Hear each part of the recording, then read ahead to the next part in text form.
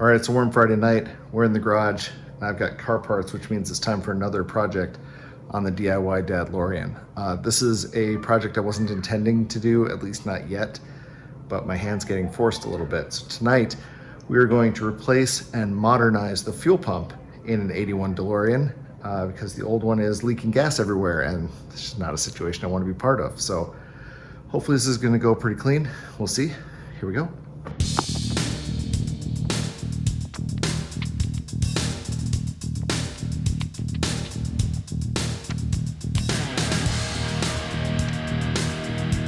All right, we'll get into methods and stuff a little bit kind of as we go, but essentially what's happening is underneath this piece of carpet and behind the access panel and behind this tire, there's the fuel pump because the engine's in the back, fuel tank and pump are up here. And this particular fuel pump has a weird design that leads to a very specific failure, and when it fails, all the gas fumes come up out of that fuel pump, flow around and get pulled into this area in the car, which is where your HVAC pulls from, which means you get a lovely waft of gas fumes in the cab.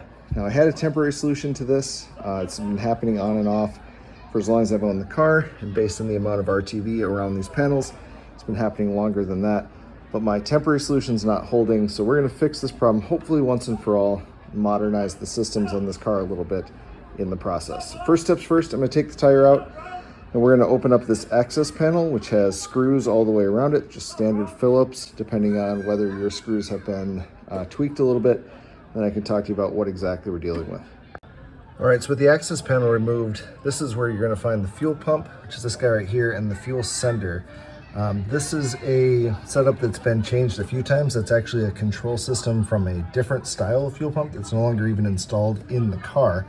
So I've been working with this problem off and on quite a bit, which is surprising given this car only has 12,000 miles on it. It probably means that it's sat for a prolonged period of time and these pumps got gummed up and they just replaced them. So with this pump, you have your two main lines, you've got your source and your return, and they go into this little rubber cover. And this cover is held on by a band clamp.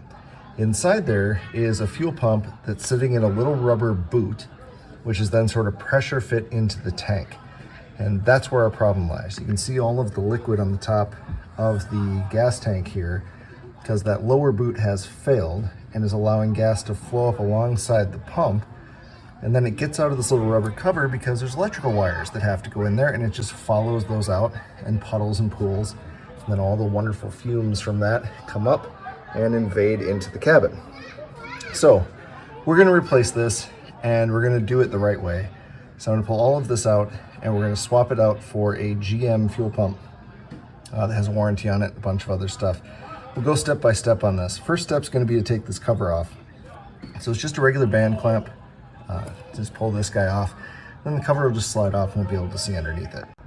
All right, with the clamp released and the cover pulled back, you can see what we're dealing with here. So this is the rubber boot that sits down in the tank. And the pump itself sort of fits in there. And there's another one of these band clamps inside the tank that's trying to put pressure around it, but it's just not enough. So I got these two main fuel lines that are connected there with fittings. I've got the two power cords that are going there into the pump. So what we're gonna do is I'm gonna unplug the power cords and I'm gonna pull the band clamps off of these two fittings to pull those out so I can get this whole system out of the way. I'm lucky because the system's been worked on recently. So this is where those two fuel lines run to.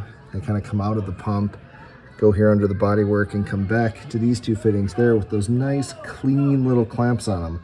So this has been done recently, which means I should be able to release those and get these fuel lines off rather easily. If you have an older car that hasn't been worked on much, this might be a little bit more difficult for you. If you do get to a point where you have to cut these hoses off the little barbed fittings, be very careful because the hard lines that run from here back and the fittings themselves are kind of fragile. So you want to be just a little bit cautious getting these lines off. So I'm going to loosen these clamps, pull these fuel lines, pull them here out of the pump itself, and then we'll take a look at what we're working with. All right, this next part's gonna be a little tricky to film, but I've got the two fuel lines released. There will be some gas that leaks out of there, so have a towel that you can drop it in. I also have a little container here that I'm putting all of the fuel pump parts into, because once I pull this out, it's gonna drain a little bit as well. The other thing to note with this fuel pump, as you'll see in a minute, is there's a bunch of stuff that hangs off the bottom of this. There's two hoses that hang down into the tank and connect to different kind of pieces that sit down in the tank itself. And all of that has to get pulled out of that opening. And it's gonna have to go somewhere. So it's gonna go right in there while I deal with it. I'm gonna need both hands for that. So I'm not gonna film it. I'll try to set up a tripod or something to record all this stuff coming out, but we'll see. The other thing I'll note is wear gloves for this. You wanna try to empty your tank as much as possible. Mine's mostly empty, but there's still gonna be gasoline that sloshes around. And you should disconnect your battery before you get into this part. Okay, so the clamp idea absolutely did not work, but I can show you what we're working with here. So I've got the pump pulled up. Yes, I cut the wires because my wires have splices on them anyway, so I'm not worried about maintaining any of this. I'll have a plug I'm actually gonna put on there to make it easier for the next one, but we'll get to that later. When you're looking at the pump itself, there's a hose that comes off the bottom of the pump and attaches to a bracket inside. There's also, so you can see that right there, there's also this little hard line that comes down off the side. Initially, the pump's gonna kind of struggle to come out because of the way that it sits, at least mine did. What you need to do is loosen this clamp that runs along it. That's gonna allow this hard line to flex and move, like that, so that you can twist and angle and pull this entire thing out as one piece, dripping gas along the way, and pop that into your tub. All right, so that's the first part of that. Now there's still some stuff down in the tank that we're gonna have to get out of there, but that was our first step. All right, so down in the tank, that kind of white plastic thing you can see with the bright copper bolt on it is the cup that the fuel pump sits in. Now to get that out, you're gonna have to pull that bolt off. It is a 10 millimeter, of course. If you get a deep socket on a screwdriver, you can get it, just get it loose. It should get caught in the cup itself, because the cup has kind of like a screen bottom. And then what we're gonna do is, well, first I'm gonna pull that bolt or nut out of there. And then you should be able to lift the plastic piece out and kind of flex it to get it to come out through the hole, because it's going to be about the same diameter as the opening that we have here. So you're gonna kind of lift it up and squeeze it, and you should be able to turn it and get it to come out. All right, this is the basket that I was talking about. See, it just has a little hole punched in it where the bolt came through. There's a little washer, and then the bolt itself is in that box somewhere. Now this would be the perfect time, if your tank is more drained than mine is, to go through and actually clean out your tank and make sure you get as much of the sediment and debris that might be in there. I know for a fact that that was done on my car about 2 years ago, so I'm not gonna go through that process. Plus, I'm a little too lazy to drain the tank, and I've got a show tomorrow, so I want the car to be drivable. I'm gonna clean off the top of the tank as much as possible and kind of clean around here, and then we'll go to the install side of this project. All right, so this is what we're looking for on the install. This is part number MU1777. It's a genuine GM fuel pump. Bought it through Advanced Auto Parts, which means it does have a lifetime warranty on it. This pump comes with an integrated fuel sender. That's what this guy is. That I'm not going to use. I'm going to keep it. I may use it later. But for right now, the aftermarket fuel sender in my tank is working well enough. So I'm just going to go with that and simplify this as much as possible. So I'm going to ignore that part of this and just deal with the pump itself. And then this kit is the kit that comes from Chris Miles at 88 Miles DeLorean Parts. I'll send a link to his catalog that points to this as well. But he gives you the 2 fuel hoses that you need, as well as the top seal and clamp. Everything's nicely labeled and incredibly well packed. I was very impressed by that. Nice thing about that is it means you can source the pump yourself, so you know what quality you're getting. A lot of the kits I've seen elsewhere, it's just this random thing, which could be one of those nice, lovely, cheap overseas pumps that fails after a month. Hopefully this thing is gonna last a little bit longer. It comes in a genuine GM box, all that stuff. So that's what I would recommend. It's the route I went, so we'll go from there. And gives you the clamp, everything you need to tighten this down and get it installed. He also sends you with PDF instructions for how to do this install, which I'm going to be doing in the rest of this video. All right, first things first, we're gonna deal with the wiring. So as I mentioned, the wiring in my car has already been cut and spliced, so I had to go back a ways to actually get to the actual wires. See, there's kind of a light gray and a black wire that have been spliced to black and red. So in my case, light gray goes to red, black goes to black. Now the way that this gets wired to the GM harness is the black wire of the GM harness goes to the black wire from the car, and the gray wire goes to the gray wire from the car. The orange and purple wires are for the level sensor. I'm gonna leave those aside just in case I decide to use that later if my current fuel tank sensor gives up and stops working. So I'll set those aside for now, but what I'm going to worry about right now is just these two connectors for the gray and black. Now, this is a plug that could come off, and likely if I did need to do a fuel pump replacement later, I would replace it with a GM pump, but just in case I'm not doing that, instead of wiring this directly to the car, I'm going to add a plug in the way. So I got these just on Amazon. I'll send a link to that in the description as well. They're little waterproof connectors. So I'll wire this to the car and wire this to the plug here, so that I have 2 points of connection that I can disassemble later if I need to without having to further mess with the wiring. I wish they had done that instead of just crimping into the existing wires, but that was previous owner who knows how many decades ago. So we'll do it better going forward. That'll give me a way to disconnect this. So if I did switch to a different style of pump, I'll have the 2 power feeds coming for it in an easy way to switch without having to deal with the GM harness. All right, my wiring harness is spliced and taped. I also kind of taped up the purple and orange wires just to keep them out of the way. I've spliced my other end of the plug down there and taped up my connectors as well as the previous owner's connectors, so we should be all good to go there. Pump gets plugged in, and then we can actually run it. So next step is to get the pump ready to actually mount in the tank. All right, so this is the GM pump. Again, it's MU1777. It's a genuine GM part. You'll notice it has this little locator tab on the top of it, and that tab needs to stay there in order for the warranty to still be valid. That tab's also going to get in the way for our car. So what Chris has done on his adapter is the actual rubber fitting that he has that goes in the tank has a little indent for that tab, which I'll show you in a second. All right, for pump assembly then, you're going to take the seal that comes with the pump, thread that up from the bottom, and then this guy, you have to go from the top. This is the one that comes from Chris's kit. And note, you do have to cut, it's hard to get it here, but cut a little notch out of this to allow for that tab. And then what you're gonna do is thread this from the top. So kind of work it over, get it aligned, and there's a kind of an edge here, and it should interface with this little gap that goes all the way around the seal. So you get a nice flat seal here, running all the way around, and then the band clamp is going to kind of squeeze these 2 seals together and actually seal everything into the tank. So now that this is in place, I'm going to get this dropped into the tank and aligned. We'll do the next part. All right, so here's the pump loosely fit into the space. You'll see there is kind of a gap here because this is spring loaded, so once we have the clamp around, you'll be able to push that down and tighten it up, and it will stay put. But initially, this is kind of what we're looking at. The reason that we have to have our outputs pointed that way is because the shape of this pump has this kind of void, this flat spot. See the cylinder down at the bottom and the flat spot where the sensor is.